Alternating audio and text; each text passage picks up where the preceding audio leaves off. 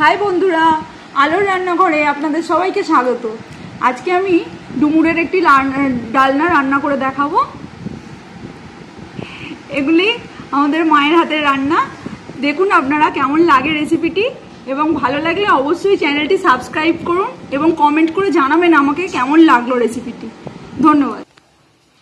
ডুমুরের ডালনা বানানোর জন্য আমি প্রথমে ডুমুরগুলোকে 4 ফালি করে কেটে নিয়েছি এবং ডুমুরগুলো বেশ পরিষ্কার করে ভিতর থেকে সব দানা বার করে বাদ দিয়ে এইভাবে কেটে রেখেছি। এইবার আমি এটা প্রেসারে দেব। এইভাবে কেটে নিয়েছি। এবার আমি এগুলো প্রেসারে দেব।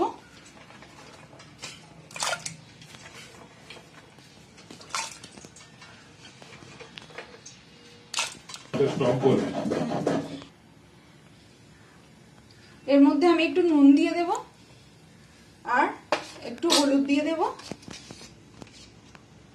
দিয়ে এটা প্রেসারে হবে। 2টো সিটি মেরে নেব।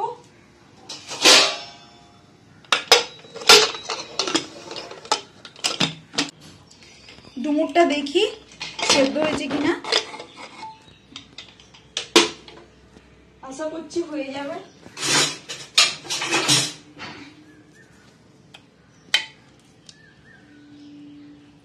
এই দেখুন ডুমুরটা সেদ্ধ হয়ে গেছে।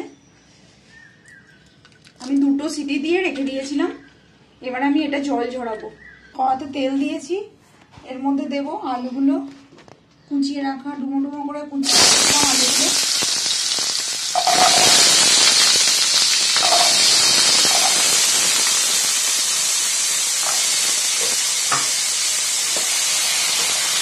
আলুগুলো একটু নুন দিয়ে ভেজে নেবো।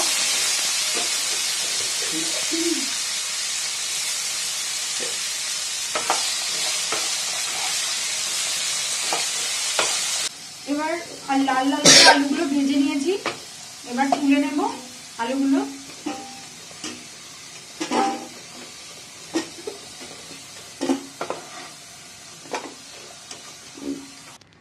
এরপর কড়াইতে আবার তেল দেব।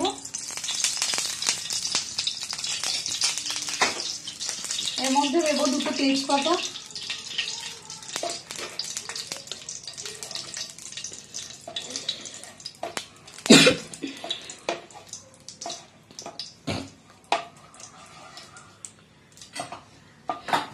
এর মধ্যে দেব রসুন বাটা। রসুনটা ভেজে নিয়েছি। এবার এর মধ্যে দেব কেটে রাখা পেঁয়াজ,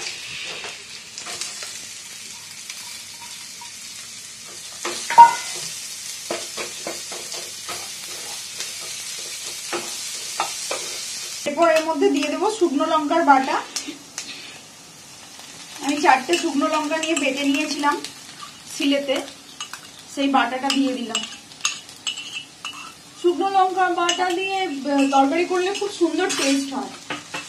যে কোনো মাংস বা যে কোনো আদা পেঁয়াজ রসুনের তরকারিতে শুকনো লঙ্কাটা দিলে লঙ্কা গুঁড়োর থেকে এটার টেস্টটা আলাদা হয়।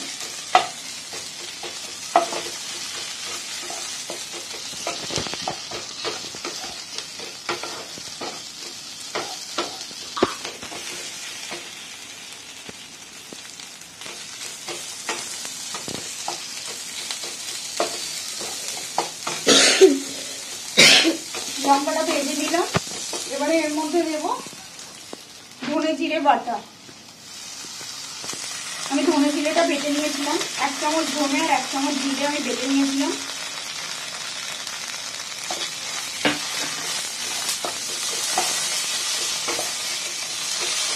গুঁড়ো মশলার থেকে আমি দেখেছি রান্নাঘরে শিলনোড়ায় বাটা মশলার আলাদা টেস্ট তরকারিতে, তাই শিলনোড়া দিয়ে বাটার চেষ্টা করি। আমি যখন সময় থাকে আমি শিলনোড়াতেই বেটে নিই।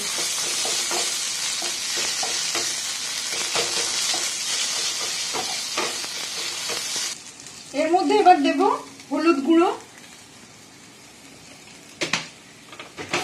দিয়ে একটু নেড়ে নেব। তারপরে দেব টমেটো কুচি। 2টো টমেটো আমি কুচিয়ে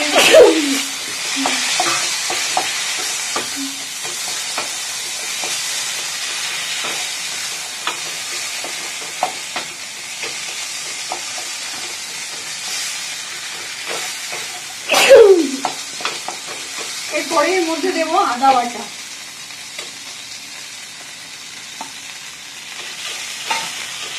দিয়ে এবার মশলাগুলো সব কষতে হবে একটু।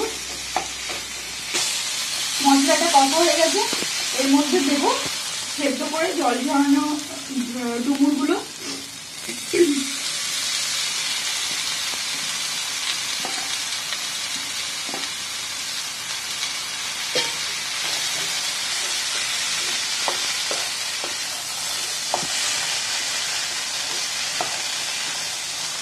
দিয়ে এবার খানিকক্ষণ কষবো এটা।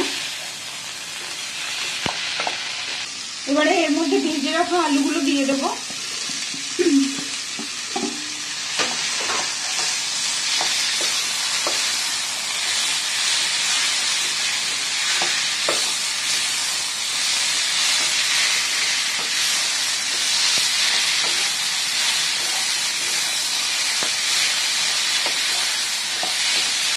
এবারে এর মধ্যে জল দিয়ে দেবো। এর মাঝখানে আমি কষার সময় একটু নুন দিয়েছিলাম, সেটা বলা হয়নি। লবণটা আপনারা যে যা স্বাদ মতো দিয়ে দেবেন। আমি এর মধ্যে জল দিলাম।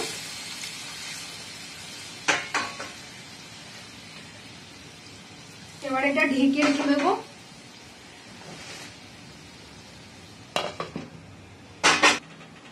পাঁচ মিনিট ঢাকা দিয়ে রেখে দেওয়ার পর আমি দেখছি আলুগুলো সেদ্ধ হয়েছে কিনা। আলুগুলো সেদ্ধ হয়ে গেছে।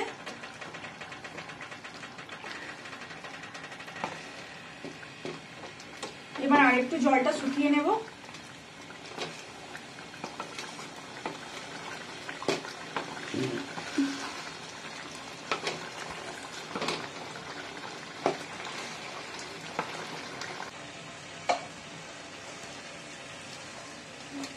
এবারে ডুমুরের ডালনাটা রেডি হয়ে গেছে। এর মধ্যে দেব হাফ চামচ মতো গরম মশলা দিয়ে দিলাম। এবার ডালনাটা আমি নামাবো। তো বন্ধুরা, ডুমুরের ডালনা আমার রেডি হয়ে গেছে। আপনারা চাইলে বাড়িতে রেসিপিটি ট্রাই করতে পারেন। রোজ রোজ একঘেয়ে সবজি খাওয়ার থেকে মাঝে মাঝে এরকম একটু পাল্টে পাল্টে খেলে ভালো লাগে। তাই আজকে ডুমুরের ডালনাটা রান্না করলাম। আপনাদের ভালো লাগলে অবশ্যই ট্রাই করবেন বাড়িতে রেসিপিটি। আর রেসিপিটি যদি ভালো লাগে প্লিজ প্লিজ সাবস্ক্রাইব করুন এবং কমেন্ট করে জানান আপনাদের কেমন লাগছে আমার ভিডিওগুলো।